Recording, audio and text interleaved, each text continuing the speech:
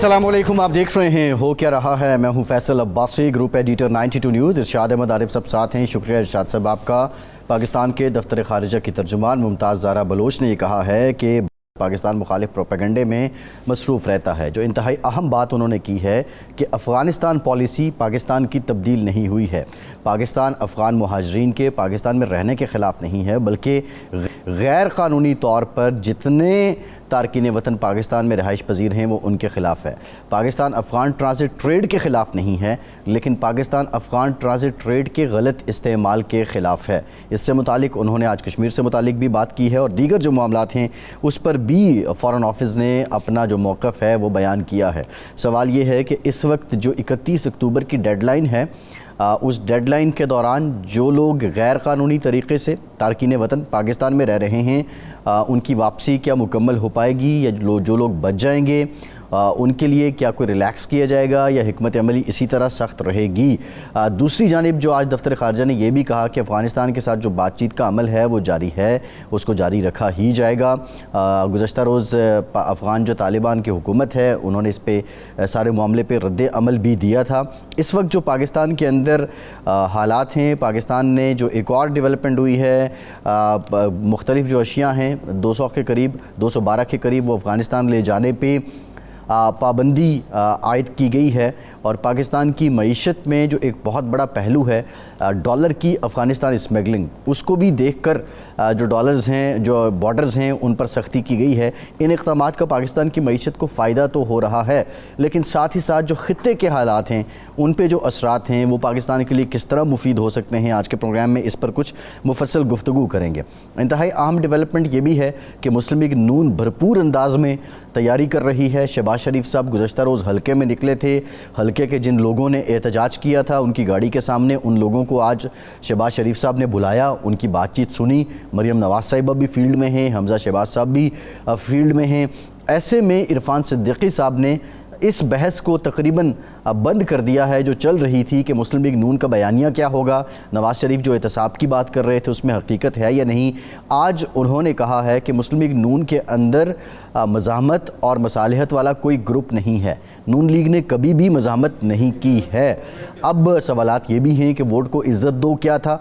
इन सारे मामलात पे बात करेंगे कि नवाज़ शरीफ जब आएंगे तो अवाम के सामने वो पाकिस्तान की खुशहाली का जो विज़न रखेंगे उसके दीगर अज्जा क्या होंगे। हमें ज्वाइन किया है साबिक़ अपोजिशन कौमी असम्बली और मुस्लिम लीग नून के रहनुमा राजा रियाज साहब ने। राजा साहब बहुत शुक्रिया आपका। राजा साहब आपकी तरफ आएंगे, लेकिन उससे पहले इरशाद साहब आप ये बता दीजिए, जो इरफान सिद्दीकी साहब ने कहा कि मुस्लिम लीग नून के अंदर कोई मज़ामती ग्रुप नहीं है, मुस्लिम लीग नून ने कभी मज़ामत की सियासत नहीं की है, तो ये वोट को इज़्ज़त दो कौन सा प्यार था, कौन सी मसालहत थी?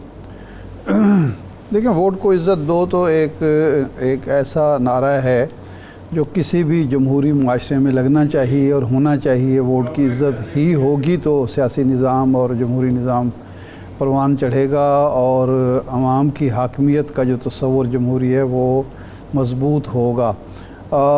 लेकिन हमारे यहाँ ऐसे लोग मौजूद हैं, मौजूद हैं और एक अरसे तक इरफान सिद्दीकी साहब भी उनमें शामिल थे, जो नवाज़ शरीफ साहब को सुकरात और चे गुवेरा और उस तरह के जो मुज़ाहमती लीडर थे जिन लोगों ने अपने दौर में अपने सिस्टम के ख़िलाफ़ मुज़ाहमत की, उनके तौर पर पोर्ट्रे करते रहे। अब अगर मियाँ नवाज़ शरीफ साहब दस्तबरदार हो गए हैं और मियाँ नवाज़ शरीफ साहब ने शहबाज शरीफ साहब की बात मान ली है और वो इस मुल्क को मुफाहमत की ज़रूरत है और वो भी मुफाहमत ही चाहते हैं, तो फिर मेरा ख्याल है ये खुशाइंद बात है, इसको वेलकम करना चाहिए और उन लोगों को अपनी सोच पर नज़र सानी करनी चाहिए जो उनको खामखा एक मुज़ाहमत लीडर साबित करके। लेकिन इरशाद साहब आप पिछले कई दिनों से ये कह रहे थे कि मियाँ साहब जब अड़ जाएं तो वो अड़ जाते हैं। नहीं, वो तो है, वो तो मेरी राय है कि क्या अब ये इरफान सिद्दीकी साहब ने जो कह दिया है ये हरफ आखिर है, या एक वक्ती मियाँ साहब ने वक्ती तौर पर मामलात को संभालने के लिए, सुलझाने के लिए, मुल्क में आने के लिए एक जो वक्ती तौर पर एक मुसालहती रवैया है वो अख्तियार किया है। अगर तो वाकई जिस तरह हम सुन रहे थे یعنی یہ تو یہی لوگ ہی ہمیں بتا رہے تھے کہ میاں صاحب آتے ہی احتساب شروع کر دیں گے اور احتساب ہوگا جب وزیر اعظم وہ بنیں گے. اب وہی اگر کہہ رہے ہیں کہ نہیں وہ خدمت کی طرف مائل ہوں گے, ملک کی خوشحالی کی طرف لے جائیں گے, کوئی مفاہمتی سیاست وہ کریں گے, تو ہمیں اب ان پر اعتبار کرنا چاہیے, اعتماد کرنا چاہیے. لیکن میرا خیال ہے کہ راجہ صاحب موجود ہیں, تازہ وہ بھی مل کر آئے ہیں. تو راجہ صاحب کیا میاں صاحب جب آ رہے ہیں, پہلے بھی ہم نے یہ سوال کیا تھا, اب وہ مزاحمتی سیاست تو نہیں کریں گے, مفاہمتی سیاست کریں گے جو شہباز شریف صاحب کا ترہ امتیاز ہے؟ جی ارشاد صاحب, اس وقت جو ملک کے حالات ہیں وہ مزاحمت کی سیاست کی اجازت نہیں دیتے. ملک اس وقت شدید معاشی بحران میں ہے. شہباز شریف صاحب نے بڑی محنت کر کے اپنا سیاسی نقصان اٹھا کے ملک کو ڈیفالٹ ہونے سے بچایا ہے, لیکن ابھی بھی ملک میں بہت سی مشکلات ہیں. ہمارے پہ بہت بڑا قرضہ ہے, پٹرول مہنگا ہے, بجلی مہنگی ہے, کھانے پینے کی چیزیں مہنگی ہیں, گیس ہے کوئی نہیں. ان حالات میں جب ملک شدید معاشی بحران میں ہو اور غریب آدمی نہ اپنے بچوں کو اسکول بھیج سکے, نہ انہیں روٹی کھلا سکے, نہ بل دے سکے, نہ گیس کا بل دے سکے, اور نہ روزگار ہو, نہ کارخانے چل رہے ہوں, نہ لوگوں کو مزدوری مل رہی ہو, ان حالات میں سمجھتا ہوں یہ میاں شہباز شریف صاحب اور نواز شریف صاحب کا درست فیصلہ ہے کہ ہمیں آگے کی طرف دیکھنا چاہیے. پیچھے کی طرف جانے سے فائدہ نہیں ہوگا, نقصان ہوگا. اس وقت قوم شدید مشکلات میں ہے, صرف مشکلات نہیں, شدید مشکلات میں ہے. لا اینڈ آرڈر کی سچویشن خراب ہے, دھماکے پھر شروع ہو گئے ہیں. تو ان حالات میں سمجھتا ہوں کہ یہ بہترین فیصلہ ہے کہ مفاہمت کی سیاست کی جائے اور لوگوں کے مشکلات کو ایڈریس کیا جائے کسی نہ کسی طریقے سے. یہ جو عام آدمی جس مشکلات میں پھنسا ہوا ہے, روٹی پوری نہیں کر رہا اپنے بچوں کے لیے, اس طرف ساری توجہ دینی چاہیے. صرف مسلم لیگ نون کو نہیں, ساری جماعتوں کو اس طرف توجہ دینی چاہیے. یہ جو عمران خان نے ملک کا بیڑا غرق کیا ہے, جو اس نے اقتصادم کی سیاست شروع کی ہے, مزاحمت کی سیاست کا بیج بویا ہے, یہ اس وقت ملک ان چیزوں کا حامل نہیں ہو سکتا. میں سمجھتا ہوں کہ سب کو سر جوڑ کے بیٹھ کے ملک کو مشکلات سے, غریب آدمی کو مشکلات سے نکالنا ہوگا. اور نواز شریف صاحب نے بڑا اچھا فیصلہ کیا ہے کہ انہوں نے 21 تاریخ آنے کے لیے جو اپنے تمام بینرز پہ یا سکرینز پہ جو انہوں نے لکھوایا ہے وہ ان کی مرضی سے لکھا گیا ہے. اس میں صرف انہوں نے اس چیز کو ایڈریس کیا ہے کہ پاکستان کے غریب عوام کی کیا مشکلات ہیں اور ان کو کس طرح حل کرنا. اچھا راج صاحب, اس کے دو پہلو ہیں. ایک تو ہے جو ماضی میں ہم دیکھتے رہے ہیں, ایک تو یہ ہے کہ جوڈیشری ہے, جو باقی ادارے ہیں ان کے ساتھ مفاہمت سے چلا جائے, جو شہباز شریف صاحب کی ہمیشہ رائے رہی ہے. دوسرا یہ ہے کہ جو سیاسی جماعتیں ہیں, مد مقابل ہیں, ان کے ساتھ بھی مفاہمت سے کام چلایا جائے اور کوئی محاذرائی ملک کے اندر نہیں ہونی چاہیے. تو میاں نواز شریف صاحب آپ دونوں سطح پہ مفاہمت رویہ اختیار کریں گے, سب کے ساتھ مفاہمتی رویہ ہوگا. اور ایک بات اور دوسری بات یہ ہے کہ جو لوگ پہلے انہیں مزاحمت اکساتے رہے, جو آج بھی ارد گرد ان کے موجود ہیں, وہ کہیں دوبارہ ڈی ٹریک تو نہیں کر دیں گے میاں صاحب کو؟ پہلی بات تو یہ ہے کہ اداروں کے ساتھ بھی اور سیاسی جماعتوں کے ساتھ بھی میں سمجھتا ہوں کہ میاں نواز شریف صاحب مفاہمت کی سیاست کریں گے. کیونکہ جب میں انہیں ملا تھا تو انہیں سب سے زیادہ جو دکھ اور افسوس میں نے ان میں دیکھا وہ یہ تھا کہ وہ کہتے تھے کسی نہ کسی طریقے سے ملک کے عوام جو مسائل ہیں ان کو اس مسائل سے نکالا جائے. دوسرا آپ نے سوال کیا ہے کہ آپ دوبارہ دہرا دیں ذرا. جو ان کے بعض ساتھی ہیں جو پہلے انہیں اکساتے رہے ہیں, کبھی زرداری صاحب کے خلاف, کبھی کسی ادارے کے خلاف, اب دوبارہ تو نہیں اکسائیں گے کہ جناب پھر وہ مزاحمت کا رویہ اختیار کر لیں؟ میرا خیال ہے اب ایسا نہیں ہوگا. میاں صاحب نے ماشاءاللہ اتنا ان کا تجربہ ہو گیا ہے, اتنی دفعہ وزیر اعظم رہ چکے ہیں, اتنے حالات خود دیکھ چکے ہیں, بہت کچھ وہ اپنی آنکھوں سے دیکھ چکے ہیں. ان حالات میں میاں صاحب مفاہمت کی سیاست کو ترجیح دیں گے, لوگوں کے مسائل کو حل کرنے کو ترجیح دیں گے. میں اس پر زیادہ زور دیتا ہوں کہ لوگوں کے مسائل, غریب عوام, پاکستان کے عوام ایک امید ہے ان کو میاں نواز شریف سے, اور اس امید پر میاں نواز شریف صاحب کو پورا اترنا پڑے گا. اور اگر وہ پورا اس پہ اترے گے تو اس میں ہی ملک کا بھی فائدہ ہے اور مسلم لیگ نون کا بھی فائدہ ہے. یہ آپ نے درست فرمایا, کیونکہ مزاحمت کے وہ نتائج بھی بھگت چکے ہیں. اچھا یہ فرمائیں کہ اب میاں صاحب ہیں, آپ بھی اب عوام کے پاس جا رہے ہیں, لوگوں سے رجوع کر رہے ہیں, تو آپ کے خیال میں لوگ 16 ماہ کی کارکردگی کا سوال آپ سے کریں گے اور میاں صاحب سے کریں گے, یا میاں صاحب کا جو 13 سے 18 والا دور ہے اس کو یاد کریں گے؟ دیکھیں جی, میاں نواز شریف صاحب پہ 16 ماہ کا بوجھ نہیں ہے. میاں نواز شریف صاحب کے پاس ایک مضبوط 13 سے 17 والی وہ حکومت کا جواز ہے جو انہوں نے اپنی جس میں بہترین کارکردگی سے ملک میں مہنگائی کو کم کیا, ملک کی افراط زر کی شرح کو بہتر کیا, بہت سے روزگار دیے, بجلی کے کارخانے لگائے, لوڈ شیڈنگ کو ختم کی, دہشت گردی کو ختم کیا. اور میاں نواز شریف کا ایک سب سے بڑا کریڈٹ جو ہے کہ انہوں نے ایٹمی دھماکے کیے, موٹر ویز بنائی. تو میاں نواز شریف کے بارے میں لوگوں کا ایک یہ ذہن ہے وہ اس حالات میں بھی ملک میں بہتری کر سکتے ہیں, اور لوگوں کو ان سے امید ہے, اور اس امید کو نواز شریف صاحب کو ہر صورت پورا کرنا پڑے گا.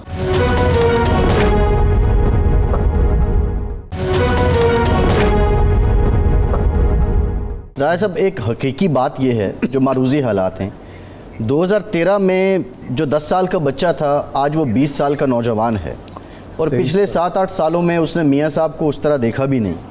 یہ سارے کارنامے جو آپ گنوا رہے ہیں, کیا عوام اور بالخصوص نوجوان اس کو قبول کرنے کے لیے تیار ہیں؟ اور آپ کی اسٹریٹجی کیا ہے کہ لوگوں کو یہ باور کیسے کروائیں گے, کیا ڈسپلے کریں گے کہ وہ اس بات کو مانیں کہ میاں صاحب نے ہمیشہ پاکستان کی خوشحالی کے لیے کام کیا ہے؟ دیکھیں, اس کے لیے جب ابھی یہ میاں نواز شریف صاحب کے مہم کو 3 یا 4 دن ہوئے ہیں, ہم حلقوں میں پھر رہے ہیں, فیلڈ میں پھر رہے ہیں, لوگوں کے پاس جا رہے ہیں. مسلم لیگ کے ایک تو لوگ, مجھے یہ دیکھ کے خوشی ہوئی کہ جو مسلم لیگ کے لوگ تھے وہ سب یکجا کھڑے ہیں, وہ میاں نواز شریف کے ساتھ کھڑے ہیں, اور وہ خود کہہ رہے ہیں کہ ہم نے میاں نواز شریف کا استقبال کرنے جانا ہے. دوسرا, آپ جو موجودہ نوجوان نسل ہے ان کے بارے میں پوچھ رہے ہیں, تو ان کو یہ جو اب کمپین چل رہی ہے اور جو میاں نواز شریف صاحب آئیں گے, جس طرح ان کا استقبال ہوگا, جس طرح میڈیا کوریج کرے گا, جس طرح سوشل میڈیا کوریج کرے گا, تو اس سے ان نوجوانوں کو بھی ضرور آگاہی ہوگی کہ یہ جو موٹر ویز پہ ہم روز سفر کرتے ہیں یہ تو اس شخص نے بنائی ہوئی ہیں, یا اگر آج ہم سکون کی نیند سوتے ہیں تو وہ ایٹم بم کی وجہ سے ہے. اگر یہ آدمی پہلے مہنگائی کو کنٹرول کر سکتا ہے, اگر یہ پہلے ہمارے بجلی کے کارخانے لگا سکتا ہے, اگر پہلے یہ نوکریاں دے سکتا ہے, تو ایک امید نواز شریف سے ہے, اور وہ امید نوجوانوں میں ضرور بیدار ہوگی. ابھی یہ آپ دیکھیں گا کہ 21 تک ایک بہترین اعلیٰ قسم کا ٹیمپو بن جائے گا, اور 21 کو میاں نواز شریف کا جب ایک تاریخی استقبال ہوگا, اس کے بعد اچھا, یہ تاریخی استقبال میں راجہ صاحب کتنے بندے فیصل آباد سے کتنے بندے لے کر آئیں گے؟ سر, فیصل آباد کے تقریباً ہمیں جو ٹارگٹ دیا گیا ہے 10 MNAs کے امیدوار ہیں, 15 لگا لے, اور 30 کے قریب ضلع فیصل آباد کے 30-40 MPA کے کینڈیڈیٹ ہیں. تو اس کے حوالے سے ہر آدمی کے ذمے 500 آدمی لگائے گئے ہیں. تو اس حوالے سے 40, 20 اور 30 یعنی کہ 35 سے 40 ہزار لوگ جو ہیں وہ صرف فیصل آباد ضلع سے جائیں گے. 50 ہزار کے قریب انشاءاللہ ہم ٹارگٹ اچیو کریں گے صرف فیصل آباد شہر اور ضلع کا. صحیح. نہیں یہ تو بڑا خوش آئند بات ہے، اگر 50,000 لوگ صرف فیصل آباد سے آ جاتے ہیں تو پھر تو آسانی ہو جائے گی۔ لیکن میاں صاحب یہ دیکھیں ارشاد صاحب، جی ارشاد صاحب جو 70-80 آدمی ہیں اور جن میں ایسے بھی ایم این اے ہیں جو 5-5 6-6 دفعہ رہے ہیں، ایسے بھی ہیں جو 4-4 5-5 دفعہ ایم پی اے رہے ہیں مسلم لیگ نون کے ٹکٹ پر، تو میں سمجھتا ہوں ان کے لیے 500 کا ٹارگٹ کوئی مشکل ٹارگٹ نہیں ہے، بڑا ایزی ٹارگٹ دیا گیا ہے، کوئی مشکل ٹارگٹ نہیں دیا گیا، اور ان سب لوگوں کو وہ ٹارگٹ اچیو کرنا پڑے گا۔ آگے الیکشن بھی آ رہا ہے، آپ کو پتہ ہے کہ ہر کسی نے ٹکٹ بھی لینا ہے، تو ہر کوئی بڑھ چڑھ کے حصہ لے گا، بڑھ چڑھ کے کوشش کرے گا۔ کارکن خود بھی جائیں گے، وہ تو ہم کاؤنٹ نہیں کر رہے کہ وہ کتنی تعداد میں جائے گا، ہم جو خود لے کے جا رہے ہیں وہ انشاءاللہ تعالی کوئی 80-90 کے قریب ہم امیدوار ہیں۔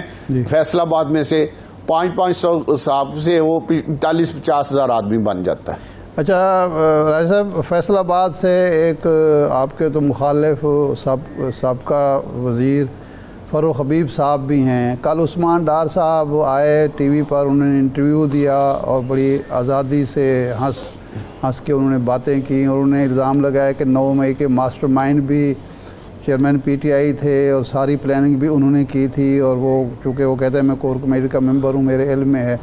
تو فاروق حبیب کے بارے میں آپ کی اطلاع کیا ہے؟ آپ سے کوئی رابطہ ہے؟ کیا وہ بھی عثمان ڈار کے نقش قدم پر چلیں گے یا وہ اسی پلاننگ کا حصہ رہیں گے جو 9 مئی کے حوالے سے ہوئی تھی؟ ارشاد صاحب، یہ فاروق حبیب صاحب جو ہیں، ایک تو میرا ان سے رابطہ نہیں ہے جب سے میں نے عمران خان کے خلاف اعلان بغاوت کیا تھا، کیونکہ یہ عمران خان کے بہت خاص ان لوگوں میں سے ہیں جو عمران خان کو کہتے تھے کہ آپ بادشاہ بنے، مغل بادشاہ بنے، اور تمام ادارے آپ کے پاؤں کے نیچے ہوں اور آپ مغل بادشاہ کی طرح کے رول میں رہیں، شہنشاہ بن جائیں۔ تو یہ ان لوگوں میں سے یہ تمام ایک خاص گروپ تھا، اور جو لوگ خان صاحب کو اس سے منع کرتے تھے، خان صاحب ان کی بات نہیں سنتے تھے، خان صاحب اس گروپ کی بہت بات سنتے تھے، ان کے وہ خان صاحب کے یہ پیارے تھے۔ خان صاحب کہتے تھے کہ مجھے صحیح طریقے میں یہ لوگ ٹو کرتے ہیں، میری بات کو یہ صحیح طریقے سے سمجھتے ہیں، اور یہ سارے عمران خان کو شہنشاہ بنانا چاہتے تھے اور تمام ادارے چاہتے تھے کہ خان صاحب کے پاؤں کے نیچے ہوں۔ تو جب اس طرح کی سوچ جن لوگوں نے ڈیولپ کی ہے، انہوں نے خان کا بھی بیڑا غرق کر دیا، خان نے اپنا بیڑا بھی غرق کر لیا، ملک کا بیڑا بھی غرق کر لیا، اور جماعت کا بیڑا بھی غرق کر دیا۔ تو آپ کو کیا لگتا ہے راجہ صاحب جو نام آپ نے لیے ہیں، کیا وجہ ہے؟ یہ اتنے اگر چہتے بھی تھے، ان کو بادشاہ، ان کے پاس اہم وزارتیں نہیں تھیں؟ اہم وزارتیں تو اور لوگوں کے پاس تھیں، اسد عمر کے پاس تھیں، فہد چودھری کے پاس تھی، اور اس طرح کے لوگ تھے، تو وہ لوگ بھی آپ کے ہم سر ارشاد صاحب، جن لوگوں کو اشیر بات تھی عمران خان کی، وہ افسر جو ہیں ان لوگوں کی بھرپور بات سنتے تھے اور اس پر عمل بھی کرتے۔ نہیں راجہ صاحب، اب معاملہ جو ہے وہ عوام میں جانے کا ہے، اور آپ پی ٹی آئی کے دور میں کہتے تھے کہ اتنے حالات خراب ہیں کہ ہم عوام میں جانے کے قابل نہیں ہیں۔ کتنا آسان ہے اس مہنگائی کے دور میں عوام میں جانا اور عوام کے ری ایکشن کو سہنا، اور ممکنہ طور پہ رد عمل عوام کا کیا ہو سکتا ہے آپ لوگوں کے لیے؟ دیکھیں جی، میں تو آج تقریباً ہفتے سے حلقے میں پھر رہا ہوں، ابھی بھی آپ کے پروگرام کے لیے آیا ہوں، حلقے سے آیا ہوں، ابھی پھر دوبارہ حلقے میں جا رہا ہوں۔ اللہ کا شکر ہے، لوگ عزت کرتے ہیں، لوگ احترام کرتے ہیں، استقبال کرتے ہیں، کوئی مزاحمت نہیں، اللہ کا شکر ہے۔ نہیں، عزت تو شہباز صاحب کی بھی کرتے ہیں راجہ صاحب، عزت تو شہباز صاحب کی بھی کرتے ہیں، لیکن ایک رد عمل تو آیا نا، آپ اس کو نظر انداز تو نہیں کر سکتے۔ ان کے کوئی ساتھی ہوں گے، یہ رد عمل تو خیر میڈیا نے بنا دیا، ان کے کچھ ساتھی ہوں گے، آپ کہہ رہے ہیں وہ نون لیگ کے تھے، تو انہیں کوئی ناراضگی ہوگی یا ان کا کوئی مسئلہ ہوگا، آج انہوں نے بٹھا کے سن لیا ہے تو ان کا وہ مسئلہ حل ہو جائے گا۔ بطور وزیر اعظم آپ کو پتہ ہے کتنا ٹائم نہیں ہوتا کہ آپ حلقے کو اتنا ٹائم دے سکیں، تو اس میں کوئی غلط فہمی ہوگی یا کوئی مسئلہ ہوگا، یہ ہوتا رہتا ہے، وہ انہوں نے آج سن لیا ہوگا، حل ہو گیا ہوگا، یہ کوئی اتنا بڑا ایشو نہیں ہے۔ جی ٹھیک، بہت شکریہ راجہ ریاض صاحب آپ کے وقت کا۔ ایک بریک کے بعد دوبارہ آپ کی خدمت میں حاضر ہوتے ہیں۔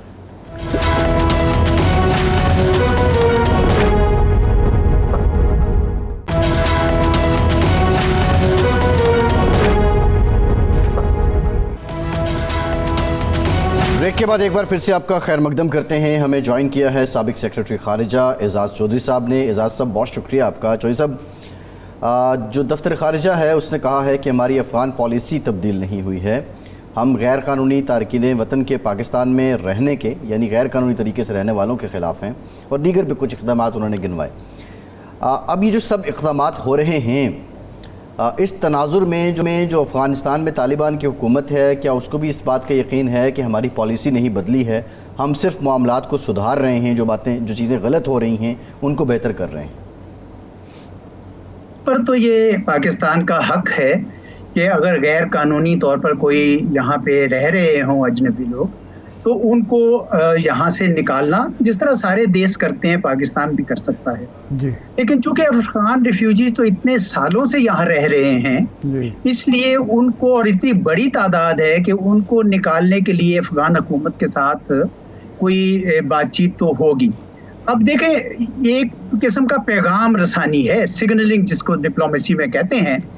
چونکہ ہمارا گلہ ہے کہ افغان کی طالبان حکومت جو ہے وہ ٹی ٹی پی کو روک نہیں رہی ان حملوں سے جو وہ پاکستان کی عوام پہ، پاکستان کی سیکیورٹی انسٹالیشنز پہ کر رہے ہیں. تو چنانچہ ہماری طرف سے بھی یہ پیغام ہے کہ دیکھیں، اگر آپ اتنا غیر دوستانہ کام کریں گے تو پھر ہم بھی مجبور ہو جائیں گے کوئی ایسا قدم اٹھانے پہ. تو ایک قسم کا یہ بھی پیغام ان کی طرف گیا ہے. یہ میں بات مانتا ہوں کہ پالیسی تبدیل نہیں ہوئی، کیونکہ پاکستان نے ہمیشہ افغانستان کو ایک دوست ملک کے طور پر جانا ہے، ایک ہمسایہ ملک ہے. لیکن اس کا یہ مطلب ہرگز نہیں ہونا چاہیے کہ وہ دوستی وہاں سے، جسے کہتے ہیں ریسیپروکیٹ نہ ہو. تو اس لیے پاکستان کا جو غم و غصہ ہے، خصوصاً جو ہماری جانیں جا رہی ہیں، اس پہ میرے خیال میں طالبان کو غور و فکر کرنا چاہیے. جی صحیح. اچھا اعزاز صاحب، یہ پہلے ایک رجسٹرڈ ہمارے پاس ہیں، کافی بڑی تعداد ہے، وہ بھی لاکھوں میں ہیں. اب یہ ان رجسٹرڈ اور غیر قانونی جو ہے، اس پر جو عالمی ادارے ہیں ان کو تو کوئی اعتراض نہیں ہوگا؟ دیکھیں، U N H C R نے بہت عرصہ اس کی افغان ریفیوجیز کے لیے ہماری مدد بھی کی ہے. اگرچہ اب وہ مدد تقریباً ختم ہو چکی ہے. اس کی وجہ یہ ہے کہ دنیا میں اور بہت سارے جگہ ریفیوجی سچویشنز آ گئی ہیں. عراق کے بعد تو وہ بھی آ گئے ہیں، یوکرینینز بھی. تو اس وجہ سے وہ تو شاید پھر بھی کہیں. لیکن یورپ کی طرف سے جو بڑا عرصے سے یہ کہہ رہا ہے کہ جب اتنے سال وہ یہاں پہ رہ لیے تو ان کو آپ اکنامک مائیگرینٹ سمجھیں، یعنی ایک قسم کا وہ مائیگریٹ کر گئے ہیں، وہ بھی ریفیوجیز نہیں ہیں. پاکستان اس بات کو نہیں تسلیم کرتا. پاکستان نے ہمیشہ کہا ہے کہ ان کو ایک دن اپنے گھر لوٹنا ہوگا. بے شک گریس کے ساتھ، وقار کے ساتھ، عزت کے ساتھ جائیں، لیکن جانا انہوں نے ضرور ہے. اور یہ بھی ہم قدم شاید نہ اٹھاتے اگر طالبان کی طرف سے اتنا دشمنی پر مبنی ایک قسم کا اقدام ہے کہ وہ ٹی ٹی پی کو روک نہیں رہے کہ یہاں پہ جا کے وہ ہمارے ساتھ ان کی ہولی کھیل رہے ہیں. صحیح. اچھا، ایک اقدام ہم نے یہ کیا ہے کہ جو افغان ٹرانزٹ ٹریڈ ہے اس کی 212 آئٹمز جو ہیں ان پر پابندی لگا دی ہے کہ آپ یہ نہیں منگوائیں گے. تو اس پر WTO کو کوئی اعتراض تو نہیں ہوگا؟ نہیں، دیکھیں صاحب، یہ اگر تو ہمیں یہ خدشہ ہو کہ وہ چیزیں وہاں نہیں استعمال ہوں گی بلکہ پاکستان کی منڈی میں آ جائیں گی جس طرح ماضی میں ہوتا رہا ہے، تو اس سے ہماری جو انڈسٹری ہے، ہماری جو اپنی صنعت ہے، اس پہ نقصان پہنچتا ہے. ہمارے اپنے ریونیوز جو ہیں ان پہ بھی نقصان پہنچتا ہے. اس وجہ سے پاکستان کو یہ حق ہے. میں نہیں سمجھتا WTO اس کے اوپر کوئی اعتراض کرنے کا حق رکھتا ہے. اگر کوئی معاملہ پاکستان، ہم راستہ تو دے رہے ہیں ان کو، لیکن اگر کوئی آئٹمز وہاں پہ نہیں درکار اور پھر بھی منگوائے جا رہے ہیں تو ماضی کی طرح نہیں ہونا چاہیے. میں سمجھتا ہوں کہ پاکستان کو یہ حق حاصل ہے کہ وہ اپنے، یہ علیحدہ بات ہے کہ میں نے بڑے عرصے سے کہا کہ یہ افغانستان کے ساتھ تجارت بھی اور ٹرانزٹ ٹریڈ بھی یہ ہمارا لیوریج ہے. اس کو اچھی طرح استعمال کرے دوستانہ بنانے کی، وہاں پہ ٹریڈر کمیونٹی کا دل جیتنے کے لیے. تو آپ کو ٹرانزٹ ٹریڈ کے لیے کچھ ایسا اہتمام کرنا ہوگا کہ کسٹمز کے جو قوانین آپ اپنے گڈز پہ لگاتے ہیں تقریباً اسی قسم کی ڈیوٹیز مساوی اس پہ لگا دیں تاکہ افغان گڈز جو ہیں وہ افغانستان ہی جائیں، یہاں نہ رکیں. اگر رکے بھی تو اس کو کوئی فائدہ نہ ہو. اس قسم کا کوئی حل نکالنا ہوگا. جی صحیح. اچھا، یہ جو معاملہ ہے افغان مہاجرین کا، ماضی میں بھی ہم نے دیکھا کہ جب سختی ہوئی اور غیر قانونی طریقے سے رہنے والے افغانستان واپس چلے گئے لیکن موقع ملتے ہی وہ واپس آ گئے. اب پالیسی کیا ہونی چاہیے اور اس کے تسلسل کو یقینی بنانے کے لیے کیا کرنا ہوگا کہ یہ غیر قانونی طریقے سے رہنے والے لوگ واپس نہ آئیں؟ بالکل آپ صحیح فرما رہے ہیں. بہت بار ہوا کہ وہ گئے اور پھر واپس آ گئے. ایک دو بار تو UNHCR نے کہا کہ آپ اتنے $1000 فی فیملی لے لیں, اور وہاں پہ بھی اشرف غنی صاحب کی گورنمنٹ نے کہا کہ آپ یہاں پہ اپنی زمینوں پہ لوٹ آئیے, اور اس طرح کے ارینجمنٹ ہوئے. لیکن اس کے باوجود وہ وہاں پہ رکے نہیں, کیونکہ جنگ کا ماحول تھا. وہ فوراً پیسے تو لے لیتے ہیں, پھر جا کے واپس آ جاتے ہیں. اب کی بار بھی ایسا نہیں ہوگا کہ وہ اتنے آرام سے وہاں اٹھ کے چلے جائیں گے, کیونکہ وہاں پہ ابھی کنٹرول تو ہے طالبان کا, لیکن سٹیبلٹی نہیں ہے اس طرح کی کہ یہاں پہ اکنامک ایکٹیویٹی بڑی شامل ہو جائے, بلکہ ان کا سارا تر زور سختیوں پر ہے, سوشل سماجی گھٹن ہے. تو میں نہیں سمجھتا کہ اتنا آسان ہوگا ان کو بارڈر کے پار ان کو بھیجنا. اسی لیے میں یہ کہتا ہوں کہ افغان طالبان کی حکومت جیسی بھی ہے, ان کے ساتھ آپ رابطے میں رہیں اور یہ ان کے ساتھ ڈسکس کریں کہ بھائی اس کو حل کرنا ہے. کچھ آپ بھی تھوڑا سا اس معاملے میں تعاون کریں. آج اعزاز صاحب تازہ ترین خبر یہی ہے کہ ہمارے جو افغان ریفیوجی کمشنریٹ ہے اور دوسرے حکام جو ہیں وہ سفارت خانے گئے ہیں, وہاں بات چیت ہوئی ہے اور وہ ایگری کر گئے ہیں کہ جی ٹھیک ہے ان لوگوں کو بھیج دیں. یہ ایک تازہ ترین پیش رفت یہ ہے. اچھا, اب ماسکو میں کانفرنس ہوتی ہے جس میں افغانستان کا نمائندہ بھی شریک ہوتا ہے. وہاں کہا جاتا ہے کہ افغانستان کو دہشت گردی کا مرکز نہ بننے دیا جائے. آپ سمجھتے ہیں کہ افغان حکومت پہ یہ چین کی طرف سے, ہماری طرف سے, روس کی طرف سے اور جو ہمسایہ ممالک ہیں, بھارت بھی اس میں شامل ہے, اگرچہ وہ ہمسایہ تو نہیں ہے لیکن وہ اس ماسکو فارمیٹ کا حصہ تھا, اس دباؤ کو حکومت اس کی روح کے مطابق جو ہے محسوس کرے گی اور وہ اقدامات کرے گی جس کے نتیجے سے ہمارے سمیت سارے ہمسائے مطمئن ہو سکیں افغانستان کے طرز عمل سے, افغان حکومت کے طرز عمل سے؟ دیکھیں, میں نے وہ دیکھا ہے سارا اعلامیہ ان کا, ماسکو فارمیٹ کنسلٹیشنز کا, اور انہوں نے وہی باتیں کہی ہیں جو ہم بھی کہہ رہے ہیں, اور دنیا کی جو توقعات ہے طالبان سے. لیکن مجھے ایسا لگتا ہے کہ یہ شاید پوری نہ کر سکیں. پچھلے 2 سال سے ان کا رویہ یہ رہا ہے کہ انہوں نے ان تینوں معاملات پہ کوئی کنسیشن نہیں دکھائی. اچھا, طالبان میں کہا جاتا ہے کہ وہاں پہ کچھ ہارڈ لائنرز ہیں جو قندھار میں بیٹھتے ہیں, اور کچھ پریگمیٹک ہے جو کابل میں بیٹھتے ہیں, لیکن فیصلہ سازی ساری قندھار میں ہوتی ہے. تو ایسے میں میرے خیال میں ان کو اس بات کا اندازہ نہیں ہو رہا کہ یہ دنیا میں ان کی جو تنہائی ہے یہ کوئی ان کے لیے بہت اچھی چیز نہیں ہے. وہ یہ سمجھتے ہیں کہ ہم نے پہلے بھی اس قسم کی تنہائی صحیح ہے اور ہم آگے چلا سکتے ہیں. حالانکہ ان کے لیے بڑی مشکلات ہیں, ان کے عوام کے لیے بڑی مشکلات ہیں, لیکن تمام جو خطے کے ممالک ہیں ان کی طرف سے یک زبان پیغام گیا ہے کہ بھائی یہ آپ کو 3 چیزیں کرنی ہوگی. انکلوسیو گورنمنٹ بنانی ہوگی, خواتین کو کے حقوق کی حفاظت کرنی ہوگی, اور آپ کو یہ ٹیررزم روکنا ہوگا. تو یہ پیغام بڑا زوردار تھا. انہوں نے کہا جی ہاٹ اسپاٹ بنا رہے ہیں آپ, یہ ٹھیک نہیں ہے. تو سننا تو چاہیے پر مجھے بہت امید نہیں ہے. جی چاہیے. یہ جو چین اور روس, چونکہ بڑے سرمایہ کار تو یہی 2 ملک اب ہیں, ایران بھی ہے لیکن زیادہ سرمایہ کاری چین کی طرف سے ہو رہی ہے, تو ان کا دباؤ بھی وہ قبول نہیں کریں گے اور وہ سمجھیں گے نہیں کہ اگر یہ پیچھے ہٹ گئے تو پھر ہمارا اشر کیا ہوگا. میرا خیال ہے کہ اقتصادی میدان میں طالبان تھوڑے زیادہ پریگمیٹک ہیں, اور میرا خیال ہے کہ چین کی طرف سے اگر کوئی وہاں پہ انویسٹمنٹ سرمایہ کاری ہوتی ہے تو وہ شاید اس کو ویلکم کریں گے. اسی طرح میرے خیال میں ٹاپی کا منصوبہ یا کاسا 1000 کا اگر ہوا تو اس طرف بھی معاملہ چلے گا. لیکن یہ طالبان کو یہ TTP کے ساتھ جو اپنا ان کی ہے نا گٹھ جوڑ, یہ ختم کرنا ہوگا, ورنہ یہ ریجنل پروجیکٹس نہیں ہو سکتے. جب تک TTP یہاں پہ آ کے بدماشی کرے گی اور اس قسم کے کام کریں گے جس طرح کے وہ کر رہے ہیں, یہ کوئی شاید مطلب آسان نہیں کر رہے طالبان کے لیے ماحول کو. اچھا چوئی صاحب, معاملہ صرف TTP کا نہیں ہے, وہاں پہ اور بھی دہشت گرد گروپ ہیں, داعش کی موجودگی کی بات بھی ہے, کچھ اور ہیں جو باقی ممالک کے لیے بھی تھریٹ ہیں, اور یہ متفقہ خطے کے ممالک نے, پڑوسیوں نے کہا جی آپ کارروائی کریں. لیکن جو انٹرنل افغانستان کی طالبان کی حکومت ہے, کیا اس کی رٹ کا مسئلہ ہے یا اس کی حالت اس وقت ایسی ہے کہ وہ ان کے خلاف اگر کارروائی کرتی ہے تو اس کے لیے انٹرنل محاذ کھل جائیں گے, وہ اس لیے رکی ہوئی ہے یا کوئی اور ریزنز ہیں؟ नहीं, देखिए तालिबान और टीटीपी यानी टीटीए और टीटीपी हमेशा से एक ही सिक्के के दो रुख रहे हैं। ठीक। टीटीपी ने उनकी उस वक्त मदद की जब टीटीए मुश्किलात में थी, तो आज वो रेसिप्रोकेट भी कर रहे हैं। दूसरा ये भी याद रखिए कि इंटरनेशनल पॉलिटिक्स में ये भी होता है कि टीटीए इस वक्त यानी तालिबान इस वक्त टीटीपी को पाकिस्तान के खिलाफ लेवरेज के तौर पर भी इस्तेमाल करेंगे ताकि पाकिस्तान ज्यादा कंसेशंस दे। इसी तरीके से वो हिंदुस्तान के साथ भी अपने ताल्लुकात को लेवरेज के तौर पर इस्तेमाल कर सकते हैं पाकिस्तान के खिलाफ।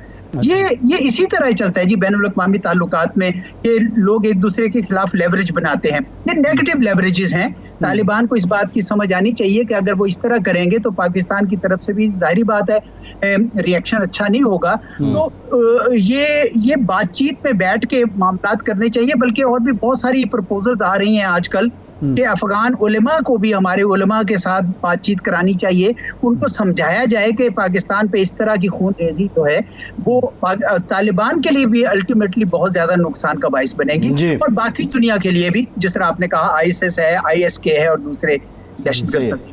अच्छा चोई साहब, एक और भी डेवलपमेंट है। 10 अक्टूबर को पाकिस्तानी वफ्द जा रहा है मॉस्को, और तवक्को ये की जा रही है कि रशिया के साथ $60 फी बैरल एक लॉन्ग टर्म मुआहिदा होगा तेल की ख़रीदारी का। आप समझते हैं कि इस पे कोई रिजर्वेशन अमेरिका को या दीगर ममालिक को नहीं होंगी, पाकिस्तान के जिनके साथ भी बायलैटरल ताल्लुकात हैं? नहीं, क्यों होंगी? देखिए ना, मेरा ख्याल है कि रशियन ऑयल पे तो सैंक्शंस भी नहीं है शायद, लेकिन वो बेच रहे हैं, चीन को बेच रहे हैं, हिंदुस्तान को बेच रहे हैं, इंडोनेशिया को बेच रहे हैं, तो अगर पाकिस्तान ले लेता है तो इसमें क्या मज़ाइका है? और पाकिस्तान ने तो मेरे ख्याल में बहुत क्लियरली ये बता दिया हुआ सारी तरफ कि हम तमाम दुनिया के मुल्कों के साथ ताल्लुकात रखना चाहेंगे, बशमूल रूस के, बशमूल अमेरिका और चीन के। तो इसमें कोई अचंभे की बात नहीं होनी चाहिए। अगर हमें वो फायदा देता है वो सौदा, हम जरूर करें। मेरा नहीं ख्याल कि हमें किसी दूसरे की तरफ से कोई बहुत ज्यादा गम और गुस्से का सामना करना पड़ेगा। जी ठीक, बहुत शुक्रिया एजाज चोई साहब, आप हमारे साथ मौजूद थे, साबिक सेक्रेटरी। एक ब्रेक के बाद दोबारा हाजिर होते हैं।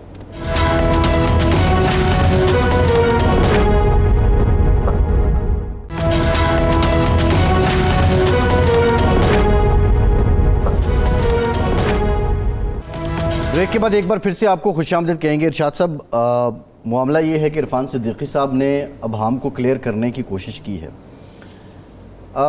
इरफान सिद्दीकी साहब और नवाज़ शरीफ साहब, इनका ताल्लुक़ उस्तवार कब से होता है, और इरफान सिद्दीकी साहब की कौन कौन सी बातें नवाज़ शरीफ साहब को पसंद हैं, और जो तकरीर नवाज़ शरीफ साहब करते हैं, ये जो बयानियाँ है, ये जो पार्टी से मुताल्लिक जो अल्फाज का चुनाव है, उस पर इरफान सिद्दीकी साहब का किरदार क्या रहता है? देखें, मियाँ नवाज़ शरीफ साहब जब वज़ीर आला पंजाब थे तो उस वक्त 3-4 लोग सहाफ़ी 3-4 उनके बहुत करीब थे। उसमें साहब भी थे, 2-3 बुज़ुर्ग सहाफ़ी थे, और वो उनसे मशावरत भी करते थे और तकरीरें वगैरह ये वो भी होता था।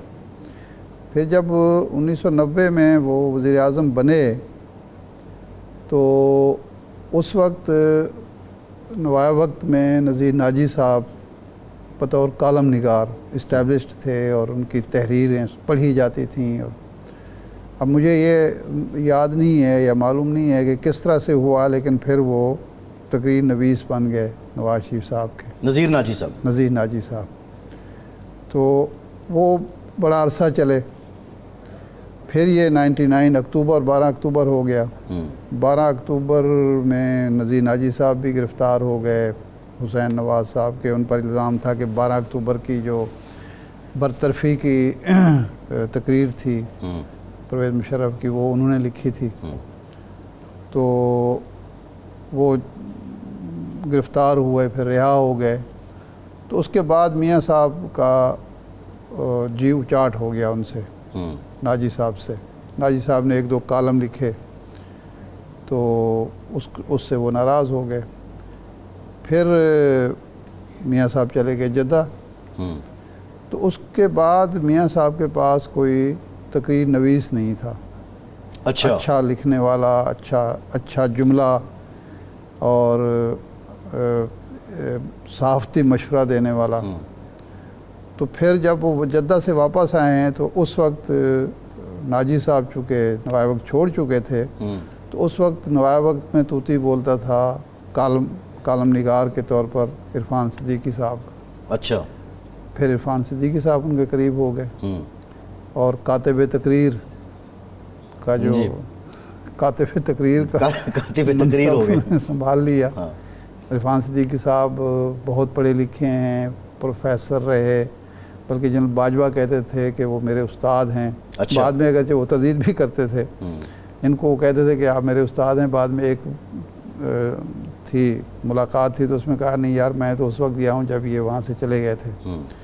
تو لیکن بہرحال تو ابھی تک نواز شریف صاحب کو ان کی تحریر پر، ان کے مشوروں پر، ان کی جو انداز ہے اس پر چونکہ بہت مطمئن ہیں، اس لیے اب ابھی ان کو بلایا گیا ہے. جی. کہا یہ جاتا ہے کہ ووٹ کو عزت دو کا جو نعرہ تھا یا بیانیہ تھا وہ عرفان صدیقی صاحب.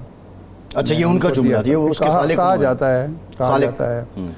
تو اب میرا خیال ہے کوئی نیا نعرہ تخلیق کریں گے. وہ تخلیقی ذہن رکھتے ہیں. اب تو وہ خیر جماعت میں باقاعدہ شامل ہیں. پہلے تو وہ خیر باہر سے یعنی ان کی مدد کرتے تھے، اب تو باقاعدہ وہ جماعت کا حصہ ہیں، ڈسپلن کا میں ہیں اور سینیٹر ہیں ان کے. تو اب دیکھیں کہ نیا کیا نعرہ وجود میں آتا ہے اور وہ عوام کو کتنا اٹیک کرتا ہے. اچھا بینظیر بھٹو بھی کسی سے تقریر لکھواتی تھی؟ ہاں کئی لوگ تھے. رحمت اللہ بابر صاحب تھے. اچھا. اور لوگ تھے. صحیح ہے. کئی لوگ تھے، کوئی ایک تو نہیں تھے. اچھا ایک نہیں ہوتا ویسے بھی. وزیر اعظم یا جب کوئی بڑا سیاستدان ہوتا ہے تو اس کے کئی لوگ ہوتے ہیں، لیکن ایک وہ ہوتا ہے جو سب سے اوپر ہوتا ہے. وہ سارے جو 1 2 4 6 مشورے دیتے ہیں، چیزیں لکھ کے دیتے ہیں. مثال کے طور پر جو میاں نواز شریف صاحب کی بہت شہرہ آفاق تقریر تھی جو انہوں نے اپریل 93 میں کی تھی، جی ڈکٹیشن نہیں لوں گا، اسمبلیاں نہیں توڑوں گا، وہ تقریر جو تھی اکیلے نذیر ناجی صاحب نے نہیں لکھی تھی. کئی میرے علم میں ہے، ذاتی علم میں ہے کہ کئی لوگ تھے انہوں نے وہ تقریریں لکھ کے دی تھیں. اس میں سے پھر سلیکشن جو تھی وہ حتمی نذیر ناجی صاحب نے کی تھی، جی جو آخری ٹچ ہوتا ہے اور اس کو وہ فائنل کی تھی نذیر ناجی صاحب نے. تو اسی طرح بلاول بھٹو صاحب جو ہیں وہ ظاہر ہے وہ جو تقریر کر رہے ہوتے ہیں جی وہ تو کوئی خود تو نہیں لکھتے نا، اردو تو ان کی میری طرح ہی ہے. تو وہ ظاہر ہے کچھ اور لوگ لکھتے ہیں. صحیح ہے. لیکن ہوتا یہ ہے کہ خیالات جو ہیں وہ اس لیڈر کے ہوتے ہیں. وہ جو ایک اپنے خیالات بتا دیتے ہیں، ڈسکشن ہو جاتی ہے، جو مشاورت ہوتی ہے لوگ ان کو اپنی رائے دیتے ہیں. ایک رائے لیڈر کی ہوتی ہے، حتمی رائے لیڈر کی ہوتی ہے. اسی کو پھر عملی جامہ پہنایا جاتا ہے. کاتب تقریر کا یا تقریر نویس کا یہ کام ہوتا ہے. اب تقریر نویس یہ دعویٰ کرنا شروع کر دے کہ جو یہ سارے خیالات بھی میرے ہیں تو یہ پھر لیڈر کے ساتھ زیادتی ہے. صحیح ہے. ارشاد صاحب، شہباز شریف صاحب نے جو آج اپنے حلقے کے لوگوں کو بلایا، ظاہر ہے وہ نکلے ہیں بڑے عرصے کے بعد. حمزہ شہباز بھی ہیں، مریم صاحبہ بھی ہیں. ایک بڑی حقیقی سی بات ہے کہ جو مسلم لیگ نون بات کر رہی ہے کہ ہمارا ویژن پاکستان کی خوشحالی ہے، پاکستان کو بہتر بنانا ہے، کیا ابھی اس پوزیشن میں وہ ہیں کہ وہ عوام کے سامنے یہ بات رکھ سکیں گے، عوام اس کو حفظ کریں گے؟ یہ بڑی ایک حقیقی بات ہے کہ 2013 میں جو بچہ 10 سال کا تھا آج وہ 20 سال کا نوجوان ہے، یا 2017 میں جو 15 سال کا تھا آج وہ 20-21 سال کا نوجوان ہے. اور جتنا اس وقت کمپٹیشن ہے، نیریٹو کا ایک مقابلہ ہے، ٹی وی پہ علیحدہ ہے، سوشل میڈیا پہ علیحدہ ہے، حلقے پہ علیحدہ ہے، ریجن میں علیحدہ ہے. اس میں نون لیگ کی طاقت یا اتنی اس نے اپنے آپ کو اپ گریڈ کیا ہے کہ وہ یہ بات لوگوں کو یقین دلوا سکیں گے کہ ہم ہی پاکستان کی خوشحالی کے ضامن ہیں.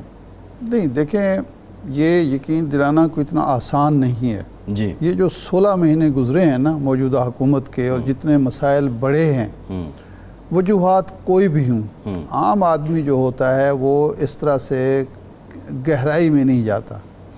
وہ یہ دیکھتا ہے کہ جی میری دال روٹی پہلے کس طرح چل رہی تھی، اب کیسے چل رہی ہے، میں بچوں کی تعلیم پر پہلے کتنا خرچ کر رہا تھا، صحت پر کتنا خرچ کر رہا تھا، روزمرہ چیزوں پر کیا خرچ کر رہا تھا، اب میری حالت کیا ہے، میری آمدنی کتنی کم ہوئی ہے.